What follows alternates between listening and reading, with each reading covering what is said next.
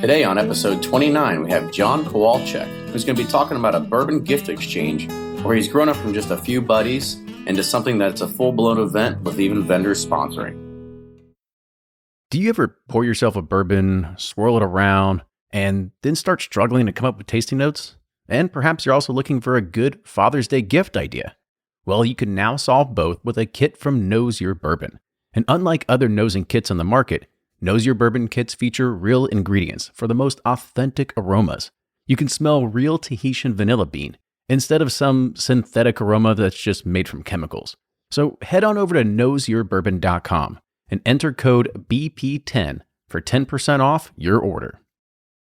Ed Bly and Rising Tide Spirits are back again with a new release of Old Stubborn Bourbon. And this release of Old Stubborn is a premium hand marriage of 10, 11, and 12-year cask strength, barely filtered pot still bourbon. It comes in at a staggering 123.8 proof, and the flavoring grain for this one, which the last one was wheated, but this time it's now rye. Rich, sweet, and bold with a long finish that's sure to be another eye-opener.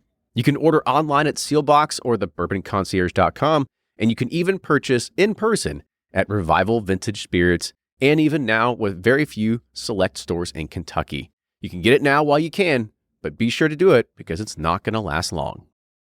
Always find what you love at Total Wine & More. With so many great bottles to choose from at the lowest price, it's easy to find your favorite Cabernet or a new single barrel bourbon to try with some help from one of their friendly guides. And with every bottle comes the confidence of knowing you just found something amazing. With the lowest prices for over 30 years, find what you love and love what you find only at Total Wine & More. Curbside pickup and delivery available in most areas. Visit TotalWine.com to learn more. Spirits not sold in Virginia and North Carolina. Drink responsibly and be 21. Play Whiskey Wednesday, Round 11, the memory game. Until June 26, each week you can win one of our 12 incredible grand prizes. Select $2 at checkout. And if they match on drawing night, you'll win that bottle. Not a match? No worries. You still score a Weller 12-year. Every $5 ticket gives you 5 chances to win, including 4 weekly bonus prizes. Get your tickets now at give270.org. Charitable Gaming License ORG 0002703. From their bar to yours, Chad and Sarah of the popular YouTube channel It's Bourbon Night bring you their favorite at-home old-fashioned mix with the new Elemental Elixirs Golden Hour Syrup. It's a custom-made syrup with notes of bold black tea, warm spices, and orange zest. All you need is your favorite whiskey and ice. No bitters needed. One bottle makes 16 drinks, so that's only $1 a cocktail before you add your own whiskey. They can also be enjoyed in other cocktails or spirits, mocktails, coffee, tea, and anything you can think of. It's crafted locally in Lexington, Kentucky, and you can get your bottle now at whiskeyambitions.com.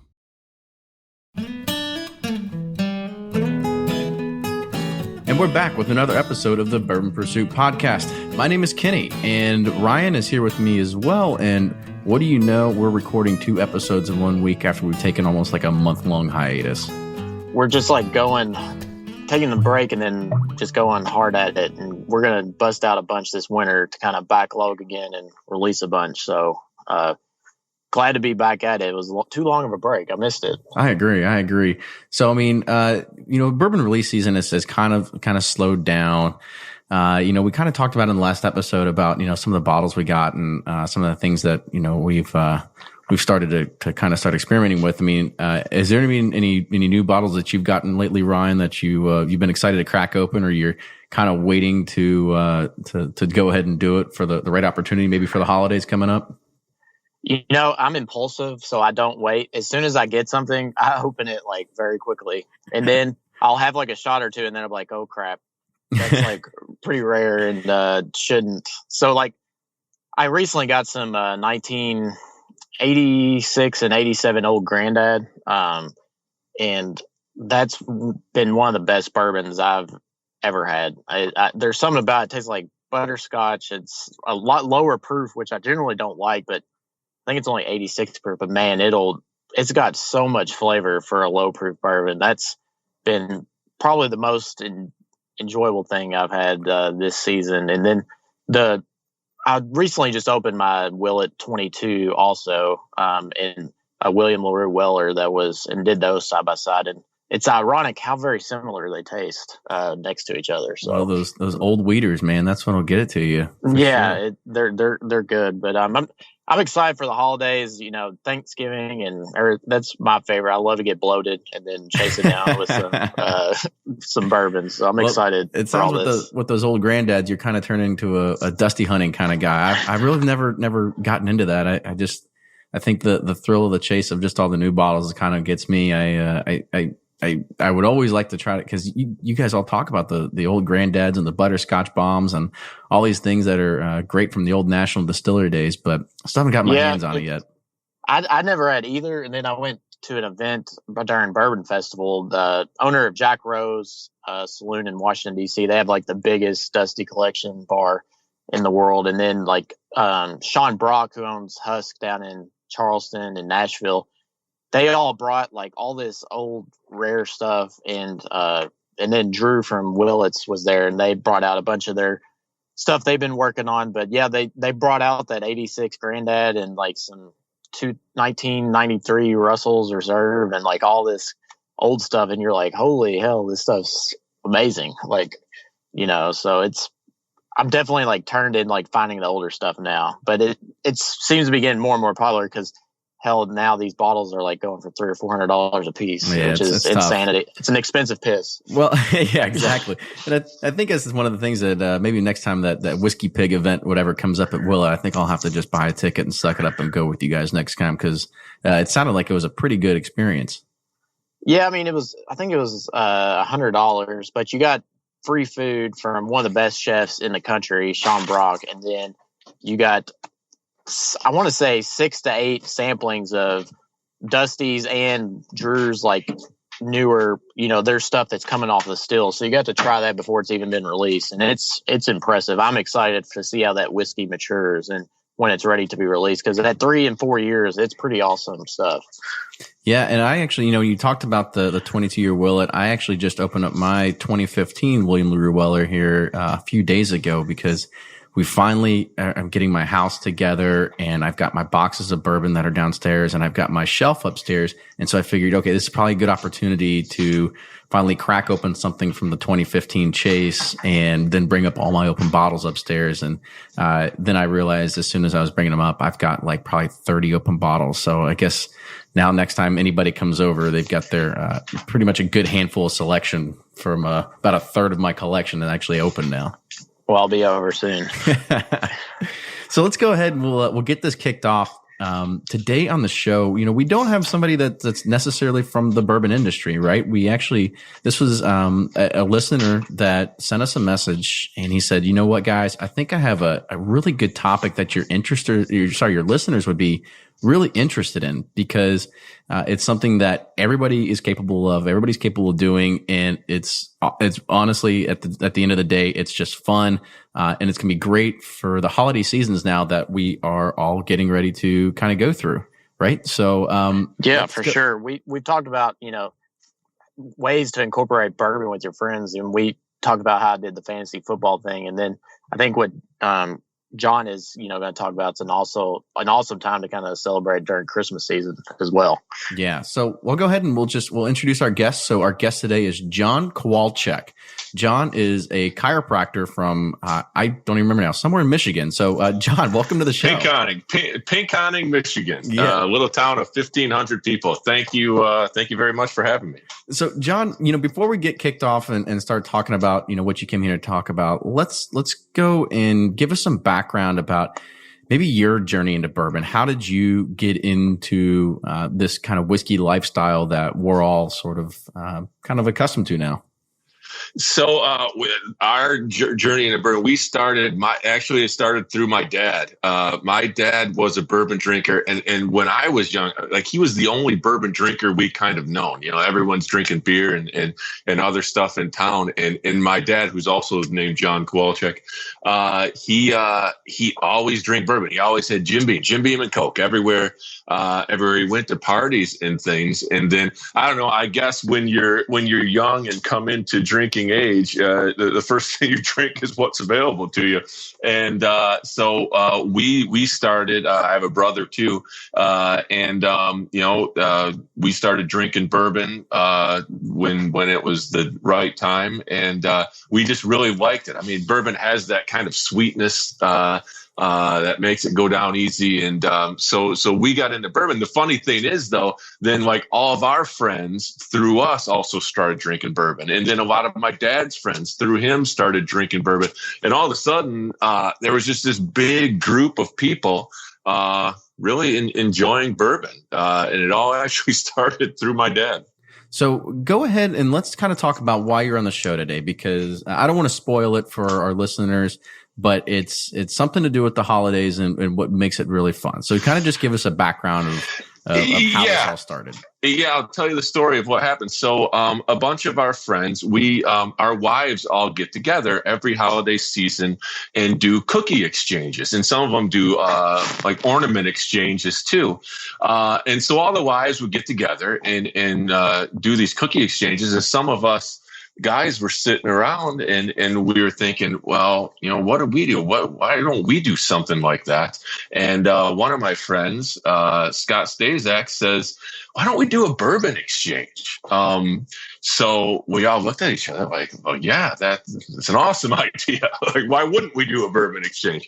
So at first it was just seven of us friends got together, and we decided the rules were you had to buy a bottle of bourbon that was at least $35, and it had to be something that you had never tried before, so that we could bring all this new bourbon in. Because in the beginning, like even back then, this was only 3 or 4 years ago, still we weren't really into bourbon. I mean, we enjoyed bourbon, but again, Jim Beam and Coke, we drink some of that bourbon, but we never really got any deeper. So we figured this is a good way to get better bourbon and to be able to try a bunch of it. So we did our first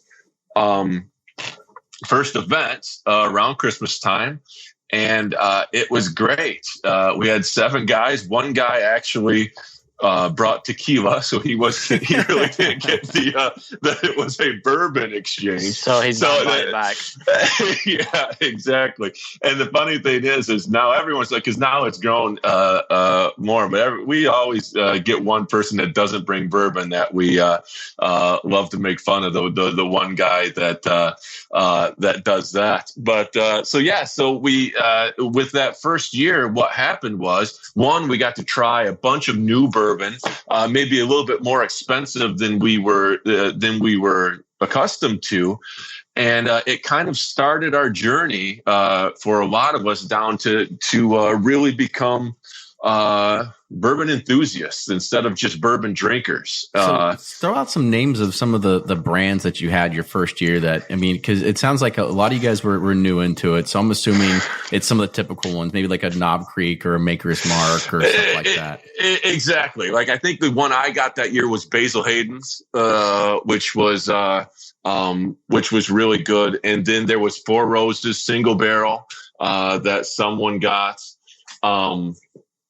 What I think someone even no, there was no Blanton's that year, but and some of the the Jim Beam special editions, there was 1 or 2 of those, I think. So in the beginning it was, again, like you said, Knob Creek, those type of things that are a step up from just regular Jim Beam, something like that. But then into the next year, it got bigger and people started bringing even better bourbon. Like we started out at $35, but then in the next year, like I think I got a bottle of Blanton's the next year, which was fantastic. There's been Angel's Envy, which is actually one of my favorites. So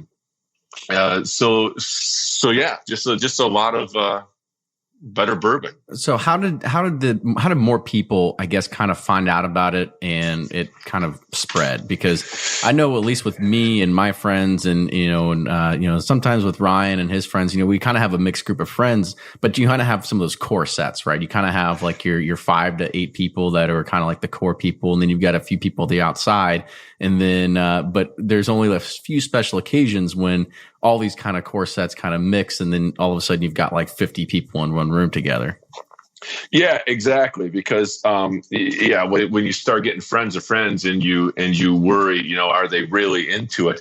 But it definitely just spread by word of mouth. We had about 7 people that first year, and then the next year, without us even really wanting to make it a really big deal, we were up to 20 people, 20 guys the next year, and it was all just basically, we told people the story of, hey, guess what we did? Yeah, we got together, we did this Bourbon Exchange, and I don't think I ran into a single person that said, "Wow, that's a terrible idea." Every person we that talked sounds to, lame. Everyone said, "Wow, that sounds like a great idea." And then the funny thing is, it's even people like one of my friends, his brother-in-law. So my friend and his brother-in-law comes to me. He says, "Hey, man, I want in." And I said, "What do you mean?" He said, "I'll do whatever." He said, "I'll do my research. I'll make sure I get a good bottle."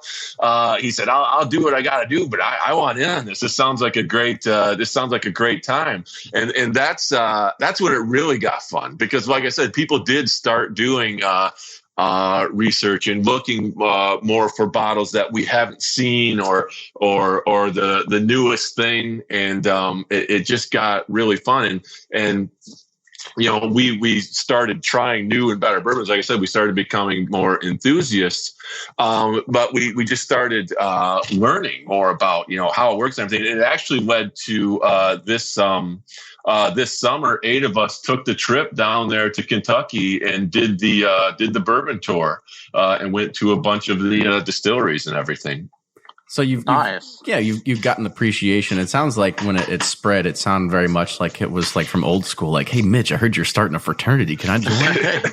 Yeah. So exactly. I told someone it was like a fight club. Yeah. The wives didn't care, and that was a good thing, because they already had their thing. They had their cookie exchange going. Now, I don't think they drink as much at the cookie exchange as we do at ours, but maybe a couple of glasses of wine. But it was they didn't mind. They thought, hey, you guys do your thing, we'll do ours, and like I said, it's grown, and it's been a lot of fun. So what are the specific rules, I guess, for the exchange? How does it work, so people can kind of get an idea and make their own for this holiday? So how we ran it is we run it like, I think people call, I don't know if you call it a white elephant exchange, or people call it different things, where you bring a bottle and we put ours in gift bags. I guess you could wrap them. And then the first person chooses a bottle and opens it up. And then the next person in line, we do, draw cards for who goes when. The next person in line can either steal the one that the other person opened, or you can open up a new one. And then the next person can do the same thing. If your bottle gets stolen, then you can actually steal one of the other ones that are there, or you can open a new one. We made the rule a bottle can only be stolen twice. And then the other rule we made is if someone steals the bottle that you got, you have the right to open it up and take a shot out of it before you pass it along. See, I kind of like that rule.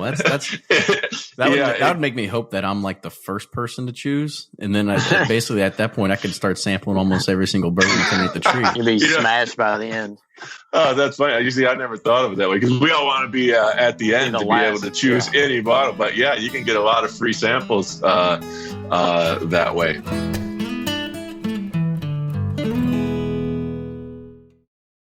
Shopify's already taken the cash register online, helping millions sell billions around the world. But did you know that Shopify can do the same thing at your retail store? Give your point of sale system a serious upgrade with Shopify. Shopify's point of sale is your command center for your retail store. From accepting payments to managing inventory, Shopify has everything you need to sell in person. And with Shopify, you get a powerhouse selling partner that effortlessly unites your in-person and online sales into one source of truth. Track every sale across your business in one place and know exactly what's in stock. Connect with customers inline and online. Shopify helps you drive store traffic with plug-and-play tools built for marketing campaigns, from TikTok to Instagram and beyond. And get hardware that fits your business. Take payments by smartphone. Transform your tablet into a point-of-sale system, or use Shopify's point-of-sale Go mobile device for a battle-tested solution. Plus, Shopify's award-winning 24/7 help is there to support your success every step of the way. Do retail right with Shopify. Sign up for a $1 per month trial period at shopify.com/bourbon, all lowercase, and go to shopify.com/bourbon to take your retail business to the next level today. Shopify.com/bourbon. If you're anything like me, then you can't get enough about bourbon. And that's why I'm a subscriber to Bourbon Plus magazine. Bourbon Plus is a quarterly publication that tells the stories from the heart of bourbon, the farmers who grow the grain, the distillers who labor over the process, and the people like you and me who raise their glasses to celebrate it all. Subscribe to Bourbon Plus magazine today at bourbonplus.com, that's PLUS.com, and use code PURSUIT at checkout for $5 off your subscription.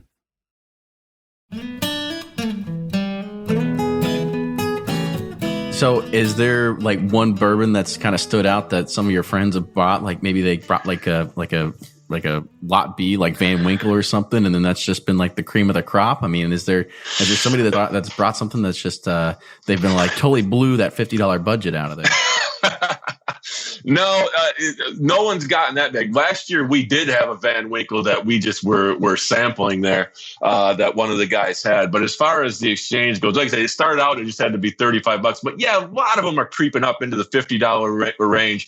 Like last year we had a couple of Blantons. We had the Woodford Reserve Double Oak. That was fantastic. And I'll say a lot of the guys, some of the new guys they don't really know what tastes good and what tastes bad. They just know what's expensive and what looks good. So everyone sees the Blanton's bottle with the horse on top of it and all that, and everyone's fighting for that.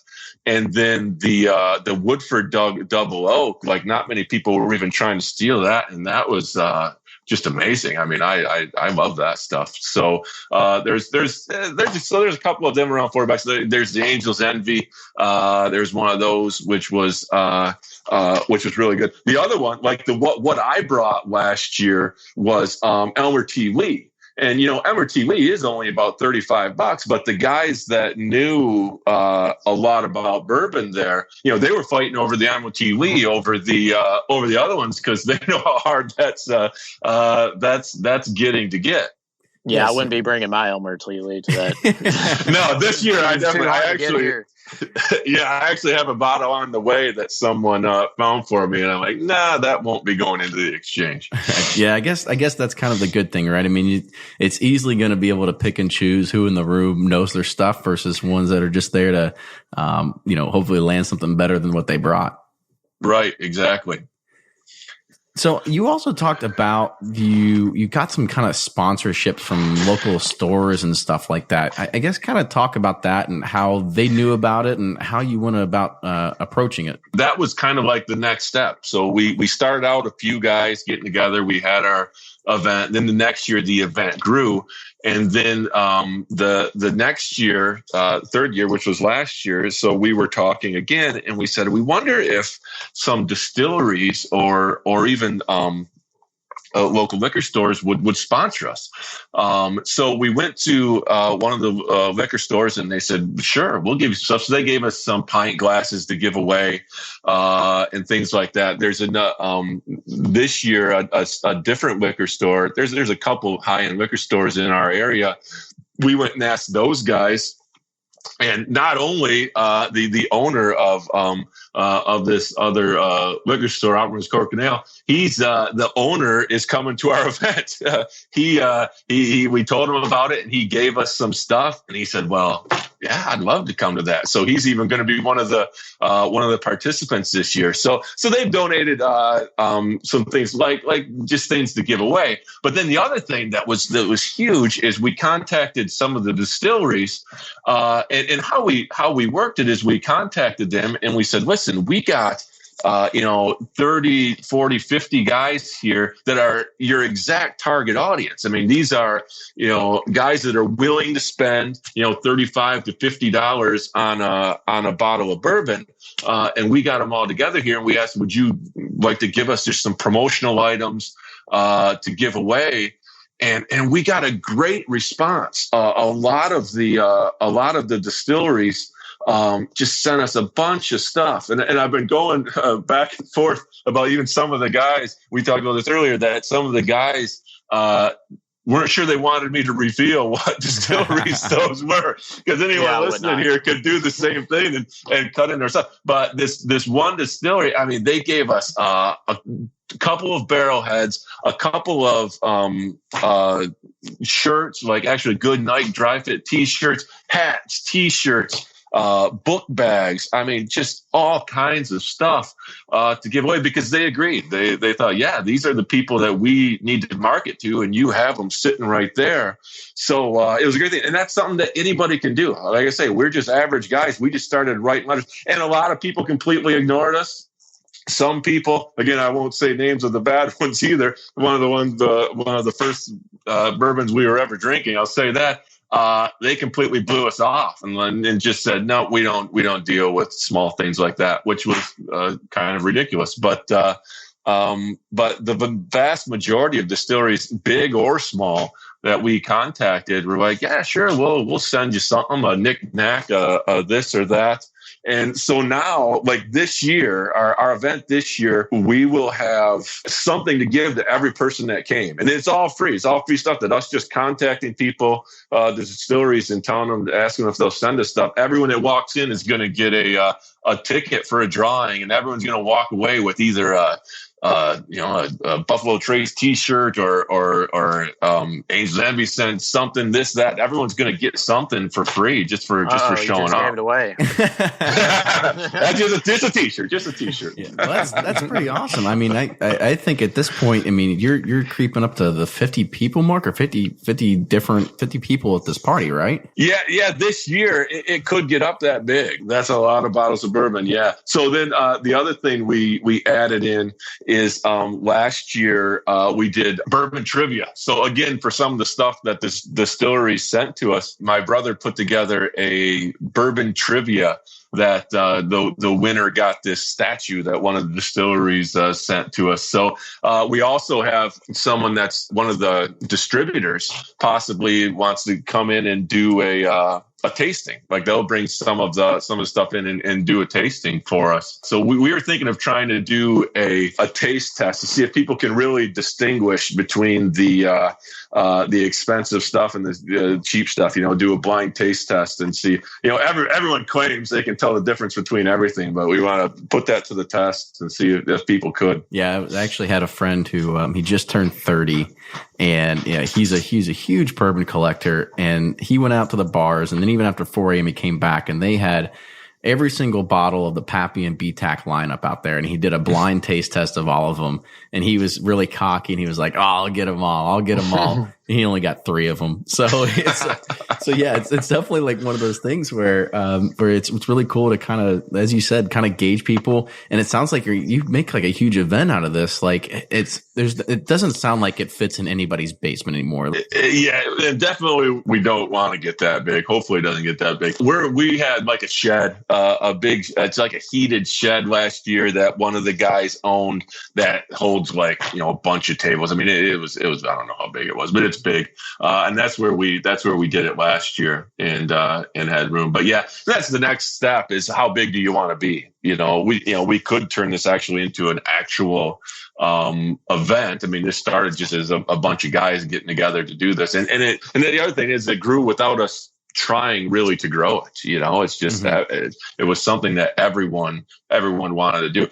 We've actually had conversations this year, some of us that started it, how big do we want it to get? Because again, you get friends of friends, and then there's, like I said earlier, there's always that one guy that brings like just a bottle of Old Granddad or something. You run into brought just that. We were wondering, do we want to keep it small enough where we can make sure everyone's getting a good bottle of bourbon. But yeah, that's really cool. I mean, because I know, and Ryan knows too. I mean, there's a event around us that is a lot of very much like wine focused. So you have a team of 3, and the team of 3 brings 3 bottles of the same exact wine, and then you have basically a blind taste test of close to probably, I don't know, 250, 300 wines, because that's how many people have started coming to this thing.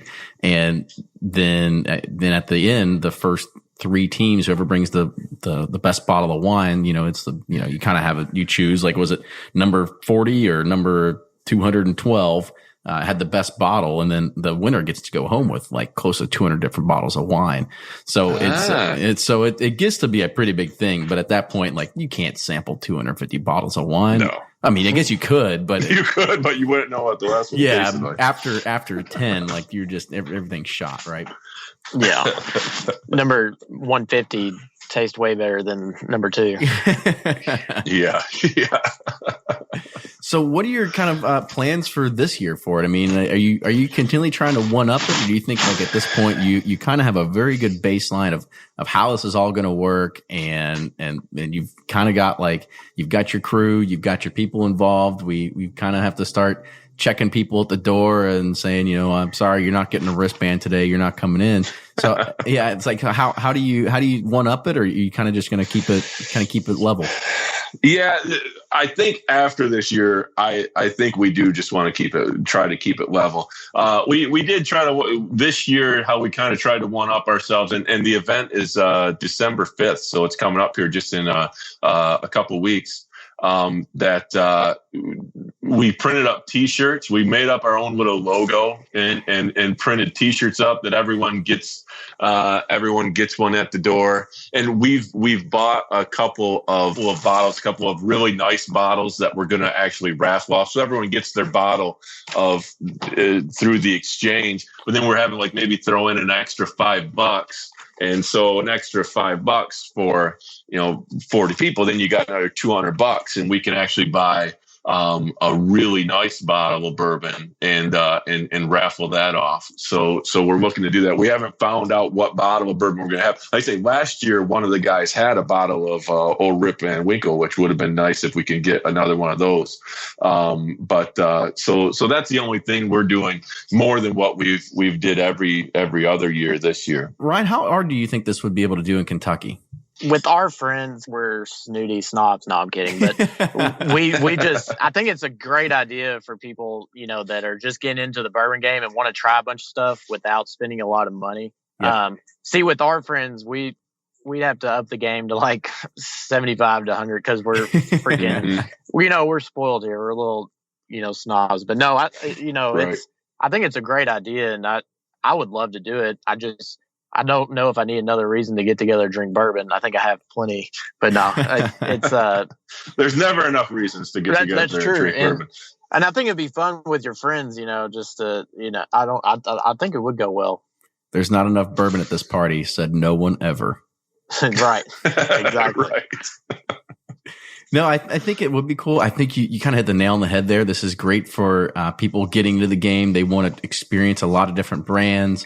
And even, the way that John said that if you get your bottle taken, you can just crack it open right there. And yeah, I love that rule. That's pretty awesome. Have yourself a pour of it. I honestly, I think that'd be great. Even after the exchange is done. I mean, do people sit there and they just open their bottles right then? Oh, absolutely. A lot of people open up their bottles and start sharing. And that's definitely kind of what happened to us. And I agree. It's best for people that are just starting out. And that's what we've done. And we've worked up, like I said, at first it was only 35. Now the majority of the bottles are probably around $50 bottles. And we've all kind of turned into bourbon chasers a little bit. We're chasing after different bottles, but we're definitely not the ones to put them up on the shelf. I mean, my brother last year was able to land a bottle of Stag from one of the local liquor stores, and I can't wait to crack that open. And he definitely will. Like, we'll all get together and we'll crack it open and try everything. So it's just a way that really led us to learn much more about bourbon and we don't have palates that can tell the difference between, much, but we're getting there. We're able to taste a lot more things. Like we get together and just try the bottles that we have nowadays. Like one of them we love is the Jefferson's Ocean, which I know that didn't get like great reviews. It was just kind of like a shtick, a lot of people thought. But for us, to actually be able to taste it, there's kind of the salt in the taste and what a little bit of brininess to it. Yeah. Like Trey Zeller described it as he thought it should taste like salted caramel, and we actually can kind of taste that. And like that's awesome when we, as we move along our journey in bourbon, like to be able to have those tastes and refine them a little bit. That's really what brought us into this, and it's been a lot of fun. Well, I know if I go to the party and if it's a $50 minimum, I know exactly the bottle I'm bringing, and that would be a bottle of Booker's, barrel proof Booker's. That's the way I go. Oh, you can't go wrong there. Yeah. For the money. That's a great bottle. Yeah. There's been Booker's there. I've had Booker's, and it's that's definitely a good one. This year, my bottle. If anyone's listening, I'm going to give away what my bottle is. It's Amador. Have you guys heard of that? Amador. Yes, I have. Yeah. It's it's like, because Angel's Envy has always been my favorite because it's finished in the port wine barrels, and this is a new one that I found that's also finished in Napa Valley wine barrels. So I'm looking forward to trying it. Whoever gets it better give me a shot. Well, if they try to steal it from you, you can take one. There you go. Yeah. Yep. It's the golden rule. You always buy two of everything, so you should probably have another one just sitting in your bunker too, right? Yes, that's actually a really good idea. Yeah. Well, good deal. So we're hitting that 30-minute mark. So, John, I want to say thank you again for coming on the show and sharing your experiences with this Bourbon Exchange for Christmas. Thanks for having me. It's been great. It's been a lot of fun. Well, fantastic. Ryan, you got any closing remarks? No, I think it's a great idea. I mean, I've been playing the Dirty Santa with my family for years, and we do it. We split up the guys and the girls, and I actually bring bourbon to it every year, but they always bring like hand tools, and it's a $25 gift, and I'm like tired of getting ratchet straps and screwdrivers, so I'm going to try to convince them to let's do the Bourbon Exchange instead. Well, maybe you invite me over. I'll bring another bottle too, and we see if we can't start swaying their ways. Yeah, we'll get T-shirts, and we'll be up to John's level here soon. Yeah, one of these. Yeah, I don't know if we can have 50 people there. That's a lot of people to take care of. I'll tell you what, it goes quickly without you even knowing it. So with that, we'll go ahead and we'll close it out. Again, this is episode 29 of Bourbon Pursuit. If you like what you hear, make sure you subscribe to us on iTunes. You can find us just by searching Bourbon Pursuit. You can follow us on Instagram and Twitter at Bourbon Pursuit. You can also like us on Facebook. And then we got some more guests lined up for the rest of this month. Have a great holiday season. We're thankful for people even listening to this. We didn't think that would ever happen, but I'm glad that you all do and enjoy it, and we'll keep bringing you the best shows we can. Thank you, everyone.